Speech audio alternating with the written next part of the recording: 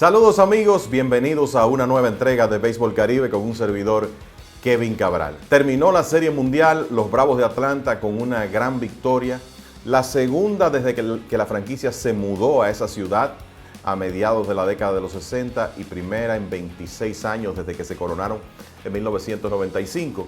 Lo primero que me viene a la mente pensando en esta victoria de los Bravos es que en el pasado reciente pocos equipos han tenido que superar tantas adversidades a lo largo de una temporada para ganar una corona.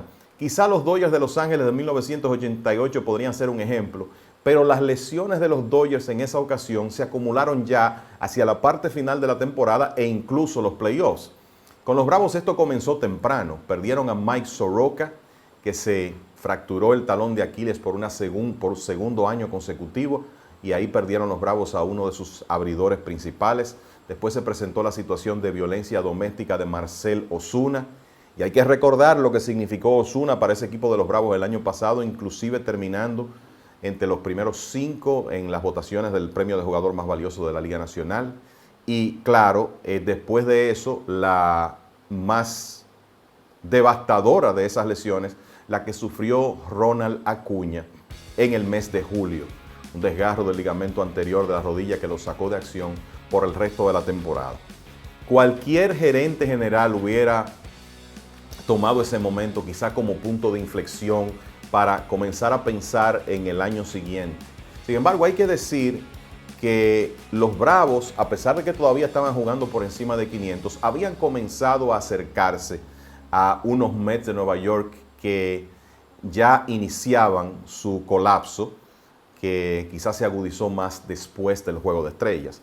Y la realidad es que Anthopoulos pensó que su equipo tenía oportunidad y rápidamente después de la lesión de Acuña comenzó a enviar mensajes a su equipo de que él todavía creía. Días después de la lesión adquirió a Joc Pederson desde el equipo de los Cachorros de Chicago, y Pederson tuvo un impacto inicial importante, supliendo algo de la ausencia de Acuña en este equipo extraño, en el sentido de que a raíz de la lesión del jugador venezolano se veían tan sólidos en el cuadro interior con Freddie Freeman, Ozzie Albies, Austin Riley y Dansby Swanson, pero tan débiles en el outfield. Y fue donde Anthopoulos hizo ese tremendo trabajo de conseguir primero a Pederson y después, ya cuando casi se agotaba el periodo de cambios, entonces consiguió a los otros 3 jardineros que fueron claves en algún momento de la postemporada con el equipo.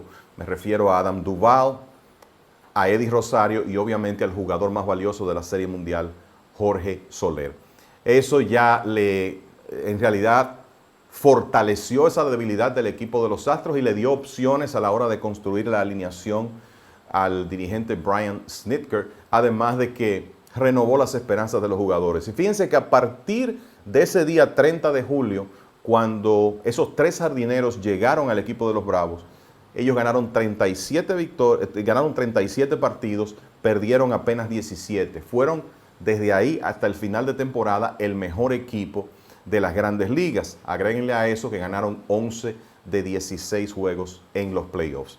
Y bueno, como ya es historia conocida, lograron rebasar los demás equipos de la división este de la Liga Nacional, y a pesar de pasarse 126 días de la temporada jugando por debajo de 500, lograron ganar la división con 88 victorias, que dicho sea de paso, fue el total más bajo de todos los equipos que inicialmente clasificaron para los playoffs.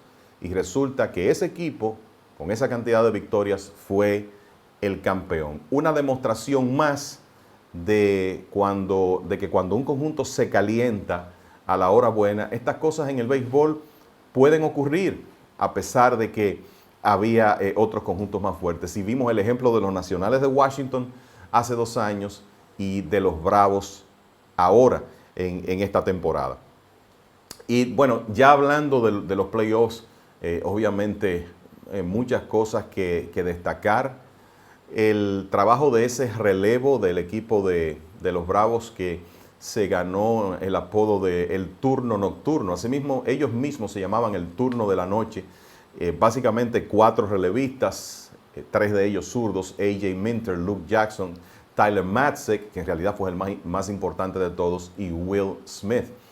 Y a uno incluso hasta cierto punto se olvidó el hecho de que Richard Rodríguez, que fue la adquisición que uno vio como más importante que hizo el equipo de los Bravos en el periodo de cambios, más importante que Soler, o que Rosario, o que Duvall, incluso fue excluido del roster de postemporada, y fueron esos relevistas los que de manera consistente lograron cerrar el puerto para la oposición en los playoffs y darle esas victorias al equipo de los Bravos, que dicho sea de paso, continuó teniendo problemas, contratiempos en los playoffs. Jorge Soler da positivo de COVID cuando iba a comenzar la serie de campeonato, prácticamente no lo tuvieron contra los Dodgers, y después se produce la lesión de Charlie Morton en el primer juego de la Serie Mundial, que provocó un cambio radical de planes del dirigente Snitker, que inclusive tuvo que iniciar con 2 lanzadores novatos como openers en los juegos 4 y 5 de la serie.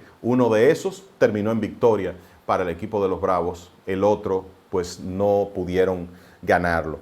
Pero lo cierto es que hay que darle crédito al manejo de Snitker, al trabajo de esos relevistas y al béisbol que tiró Max Fried en el último partido de la Serie Mundial, que estamos hablando de un lanzador que tuvo el mejor promedio de carreras limpias de las Grandes Ligas después del Juego de Estrellas, con 1.74, pero que venía de 2 salidas pobres consecutivas en los playoffs. Y una de las cosas que comentábamos previo a ese Juego 6 es que si uno veía la salida anterior de Fried, uno ve su actuación de ese día, 5 entradas, 6 carreras limpias permitidas, y piensa, wow, lo bombardearon. Pero si usted se va al partido, la realidad es que hubo una serie de contactos con poca fuerza, más bien batazos bien colocados que conectaron los Astros, que tuvieron mucho que ver con ese carreraje. Bueno, Fried se presentó en ese Juego 6, como lo habíamos visto en la parte final de la serie regular, tiró 6 ceros y, bueno, recibió apoyo relativamente temprano en el partido, comenzando con ese impresionante cuadrangular de Jorge Soler, uno de los batazos que creo que vamos a recordar siempre, batazos de Serie Mundial. Ese fue un jonrón de 3 carreras que le dio ventaja al equipo de los Bravos, que no perdieron jamás, y después otros batazos de Dansby Swanson y de Freddie Freeman. Y en realidad esto fue una labor de equipo, lo de los Bravos en la Serie Mundial y en la postemporada completa. Hay que recordar lo que hizo Eddie Rosario en la serie contra los Dodgers, pero Soler, con ese par de cuadrangulares importantes que conectó en la serie, definitivamente merecía esa distinción de ser el jugador más valioso. Quizá uno de los puntos a destacar de ese bullpen es el caso de Tyler Matzek, un hombre que en un momento estuvo 5 años fuera de las Grandes Ligas, entre 2015 y 2020. Parecía que su carrera estaba perdida porque sufría del bloqueo mental que afecta a algunos lanzadores que sencillamente pierden la zona de strike, no encuentran la forma de poner la pelota en la zona.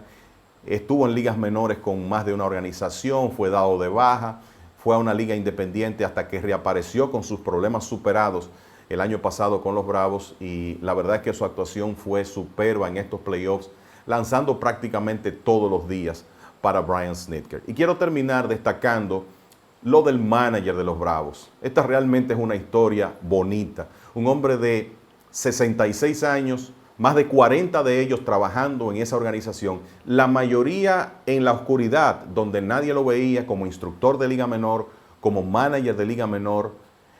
En un periodo fue un coach que nadie mencionaba en el staff de Bobby Cox y después de Freddy González. Y después de ser coach de Grandes Ligas, nuevamente los regresan a ser manager AAA en un momento donde ya tenía 58 años de edad, y donde uno veía la tendencia de los equipos de Grandes Ligas a contratar dirigentes jóvenes, en muchos casos de menos de 40 años. Y cualquiera hubiera pensado, bueno, aquí terminaron las oportunidades de este señor de dirigir en Grandes Ligas y ya va a terminar su carrera, como muchos, sencillamente dirigiendo sucursales de los Bravos en ligas menores. Pero eventualmente se presentó esa oportunidad en 2016, se suponía que Snitker iba a ser el dirigente interino del equipo de los Bravos durante el resto de esa temporada. Muchos de los jugadores del conjunto los respaldaron para que recibiera la oportunidad de ser manager a tiempo completo. La gerencia escuchó eso, le dio la oportunidad a Snitker, y desde entonces los Bravos han ganado su división en cada temporada, han ido a playoffs y ahora tienen un título de Serie Mundial. La realidad es que con cualquiera de los dos dirigentes que hubiera ganado, uno se hubiera sentido bien, ni hablar del caso de Dusty Baker, un hombre con una carrera de Salón de la Fama como manager que lamentablemente no ha podido ganar una Serie Mundial. Pero este es el momento de destacar lo que hicieron los Bravos. En realidad fue una gran victoria, una gran demostración de perseverancia del equipo, de los jugadores, de su gerencia, para llegar a ese punto de conquistar la corona de 2021 de las Grandes Ligas. Hasta aquí este video aquí en Béisbol Caribe. Como siempre, un placer poder compartir con ustedes. Si disfrutaron el material, por favor suscríbanse y nos juntaremos en una próxima ocasión, amigos.